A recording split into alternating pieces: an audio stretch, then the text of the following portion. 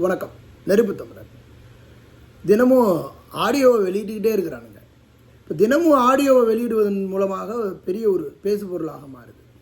இந்த பேசு பொருளாக மாறுவது யூடியூப் சேனல் நடத்துகிற எல்லாத்துக்கும் பெரிய திருவிழா கொண்டாட்டம் தான். வருமானம் கொட்டுது.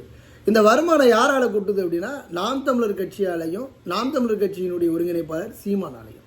அப்போ சீமானால் இன்றைக்கி எத்தனை பேர் சோறு திங்கிறான்.